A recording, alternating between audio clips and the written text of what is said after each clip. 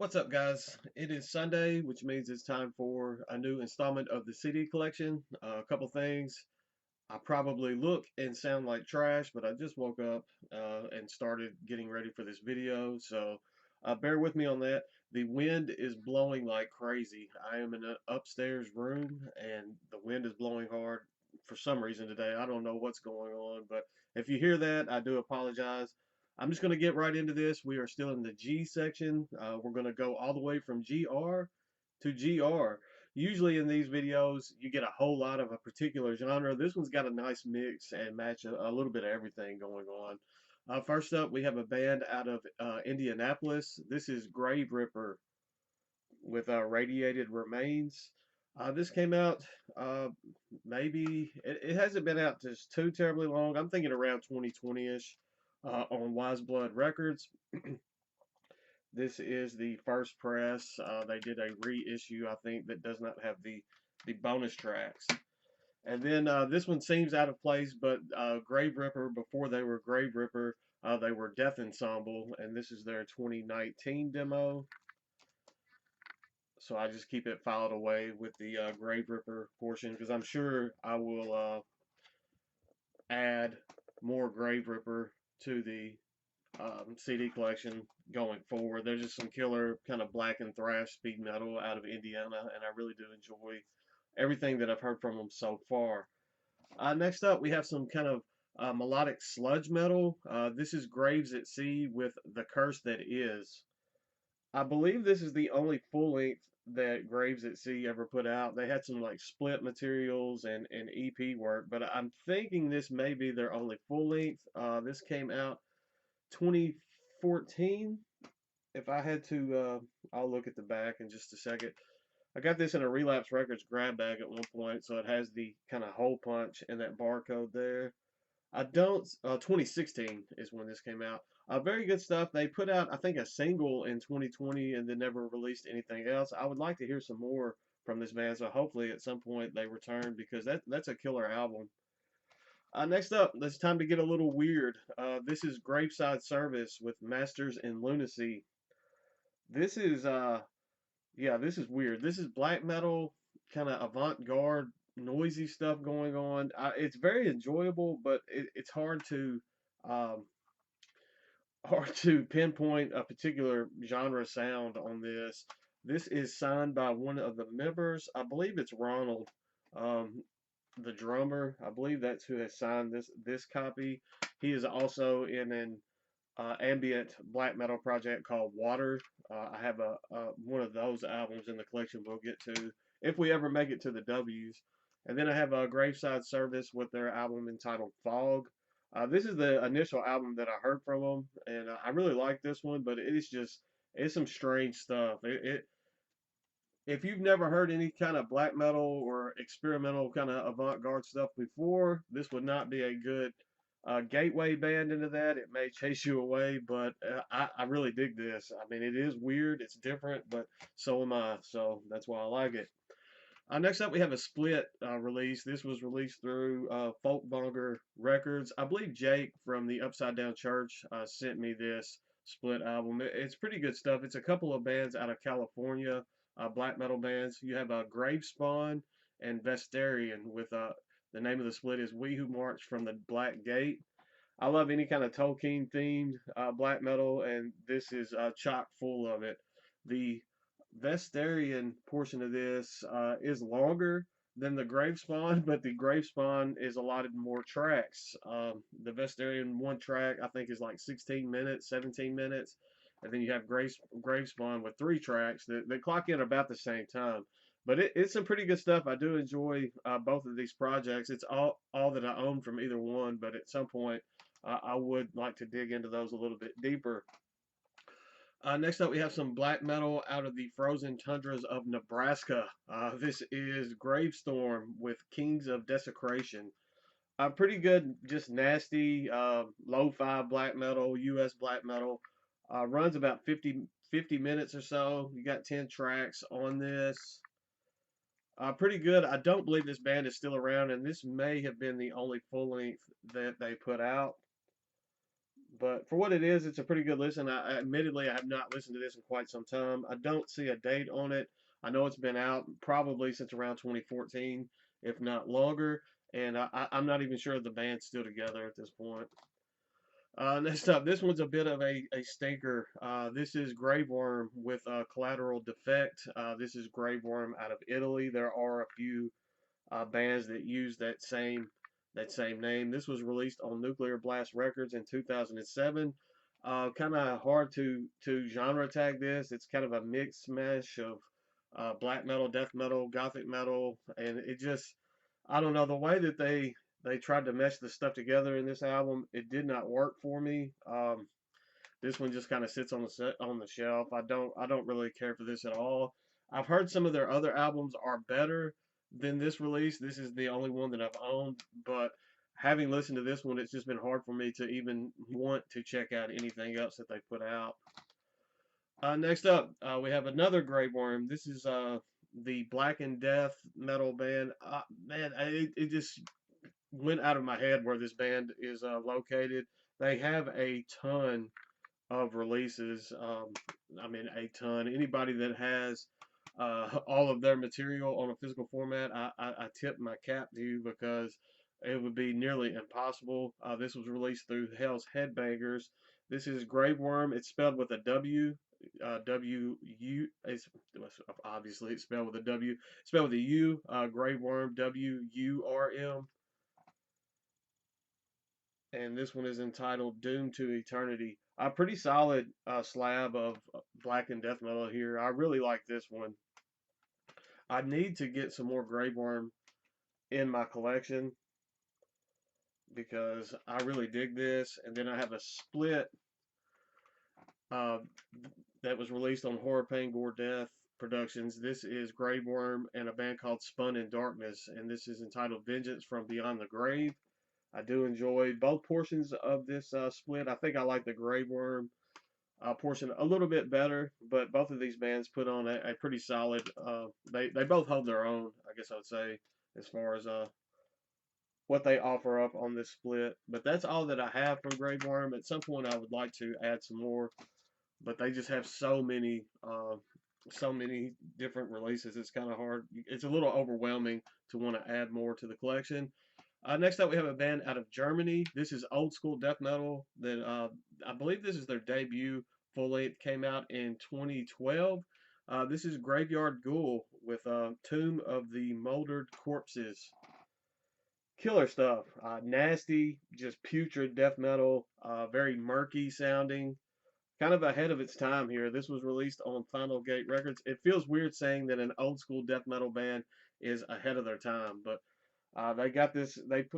Were kind of chugging this stuff along before people were really getting into old school death metal again.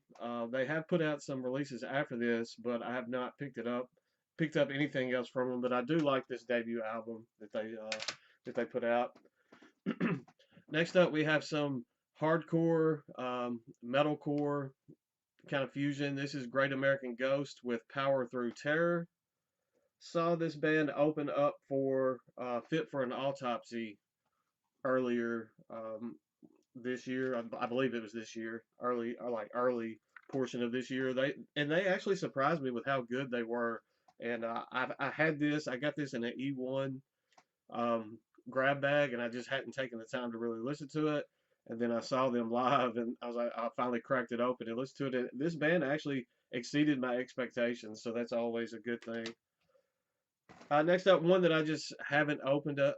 I haven't opened this. It's kind of a nostalgia type owning of this album. It is a tribute album that came out in 2016. I used to, when I was back in, I'm not on Facebook anymore, but I was in a group on Facebook called Metal and Core Collectors. I kind of quit following it in modern times, I guess, in the last couple of years or so. But around the time that this came out, it was a very good group. I enjoyed it much more back then, before everyone kind of switched over to vinyl. At the time that people were still buying CDs and trading CDs. And there was a member of that group who was a very popular guy. He was a very nice guy, and he passed away.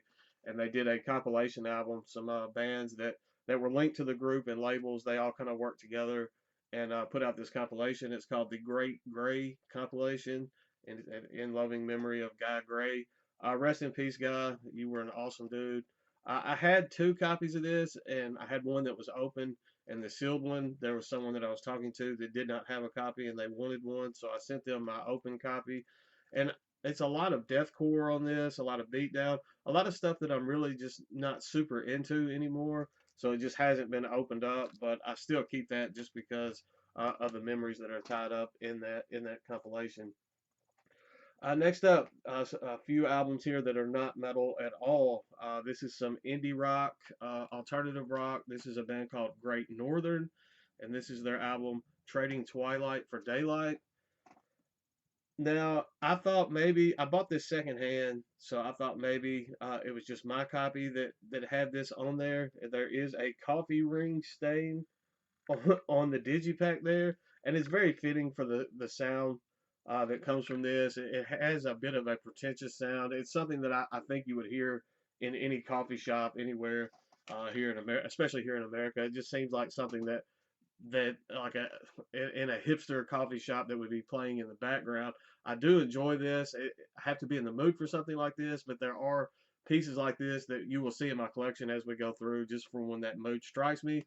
But as I was saying about the coffee, that ring on there, I thought maybe just whoever owned the CD before I bought it from them, I purchased it online secondhand. I figured maybe they were just careless with it and left a coffee stain. When I was adding this onto my Discogs, the um, picture that whoever uploaded to their particular copy of this has a coffee stain on it as well, although it looks completely different than mine. So I don't know if it was just something that the label did um, with the digipacks there, just something unique. Just put the coffee stain on there. If not, then it's very fitting that both albums had that on there. I have their EP entitled Sleepy EP. So, I mean, yeah, that should give you an idea of kind of the sound that's going on with this. This is only 5 tracks. I'm not going to spend a ton of time on Great Northern because I'm sure the majority of you that are watching this channel aren't into stuff like this, and it wouldn't be something that you really wanted to spend too much time on. And then I have their full length entitled "Remind Me Where the Light Is." And that's the three that I had a dog hair on that one. That's the three that I own from the band. I do enjoy it, but as I was saying, it's just something that I have to be in the mood for. Definitely some mood music type stuff. Very good kind of background, sleepy day background type music. And then moving on, we have some black metal, post black metal. This is the Great Old Ones with Tekeli Lee, I believe is how you pronounce that. This is a band out of France. I really dig this. This is a phenomenal release. Their follow up to this is really good as well, but unfortunately, this is the only album that I own from this project. As I was saying, this is a band out of France. This particular copy was pressed in Japan, so I kept the little thing that was on the outside of the CD, inside of the shrink wrap, but just because I thought that was neat that this was a Japanese press that still had the Japanese writing and stuff on that outside packaging there. Let me move these out of the way, and we'll continue marching on here. Next up, I right before I moved, I did an update, a collection update where I showed some of this stuff that was the glam, the glam metal, glam rock collection update, and both of these CDs were in there. First up, we have the best of Great White. Look at that. That's hilarious to me. That picture is absolutely hilarious. Just some 80s cheesy. I mean, there's a time and place for all of this stuff. I mean, sometimes I really enjoy listening to this. That picture on that one is hilarious as well. And apparently, the person that I ordered this lot from at one point was really into Great White because we have the best of Great White, the early years, 1986 to 92. Some of the same material that's on the other best of, but this one has some tracks that were not on that other album. So I just went on and hung on to both of these. I mean, it's cheesy, but it's fun at times too. So Next up, admittedly, this is an album that I have not listened to. This was an album someone sent to me quite some time ago and told me it sounded like to them it would be something. It's someone that really doesn't follow any kind of heavy music or anything, and I think they just got this from someone or secondhand and listened to it. It wasn't what they expected, and just because it sounded heavy, sent it to me. I did a little look into the band, and they are actually an NS hardcore band, so I haven't been in really any any hurry to check this out. This is Green Arrows with the Earth. Some point I may, I mean, at some point I will break this out and give it a listen. Just the fact that it's an NS hardcore band is kind of two things there that I'm really just it doesn't make me want to go check it out super quick. I mean, I don't listen to a ton of hardcore, and the fact that it's an NS band isn't doing lending it any favors. Sorry, my voice was going there. We're going to try to get through this before I lose the rest of my voice. We have some Stoner Doom. This is Green Druid with Ashen Blood. I really dig this album. This is their debut full length, came out in 2018 on Earache. They released a follow up to this in 2020 that I don't have, that has been on my want list for quite some time. At some point, I will eventually track that down and pick it up. But they're a pretty good Stoner Doom band. Green and Druid together. I mean, you know that has to be some sort of doom metal. Next up, we have some Gregorian chants, some more of that kind of background mood stuff. This is really good for me to if I'm taking care of stuff, I can kind of dim the lights a little bit and maybe have some candles or some kind of ambiance going. And it can get spooky at times listening to stuff like this, but I really dig that kind of vibe. So next up, we have a band off of Hell's Headbangers. This is Grenade with the Howling Damned. This is some black and death metal. This is a compilation album that has like some demo works, I believe, on it. This has been out for quite some time. This case on this is kind of worn. For a compilation album, it's pretty good. I do like this pretty good. I mean, it's just some aggressive, raw black and death metal. It's kind of on par with what you're going to be getting from Hell's Headbangers a lot of the time. Next up, we have some melodic um, death doom. Sorry, I apologize for my voice today.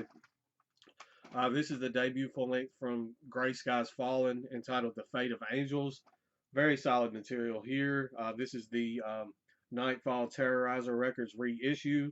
Came out in 1999, so this one has been out for quite some time. But funny enough, I think this is the most accessible full length from the band. It's the easiest to find on a physical format. Their follow up to this, the album title just left my mind. Something tomorrow is uncertain. I can't remember tomorrow. It's something about the word tomorrow is in it. It's probably my favorite Gray Skies Fallen full length, but unfortunately, it is the only full length from that band that I don't own yet. I have the third full length entitled "The Many Sides of Truth."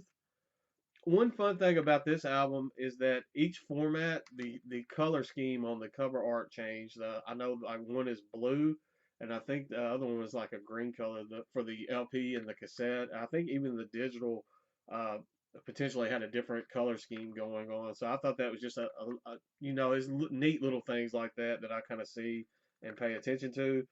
This is a solid album. It's not great, but it is solid. Of the ones I own, either the first album or the one that I'm fixing to show are probably my favorites. This is the newest. This is Cold Dead Lands.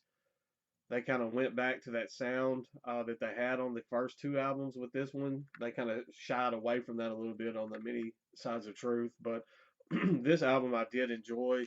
Just some killer mellow death doom. I believe this band's out of New York. Good stuff there from Paragon Records. And then the last one that I'm going to show today is a sludgy. It's kind of a sludge, post-black, black metal, kind of black and melodic, black and sludge, if that makes any sense. Band out of Nashville here in my home state. My buddy Travis, I believe, sent me this. This is Gray Woods with I forget the name of this album. The Infinite Nothing, maybe, is the name of this release. Pretty solid material here. This is their debut full length. They had one other that came out after this that I have not pulled the trigger and picked up, but at some point I probably will try to hunt that one down if it's not completely just impossible to find. But good stuff there from out of my home state here of Nashville. But that's all I've got for today. We should have the G section of the um, collection wrapped up next week, and then we will be headfirst into the H section. So that's all I've got for today. Stay classy, stay metal, and I will see you guys very soon. I promise.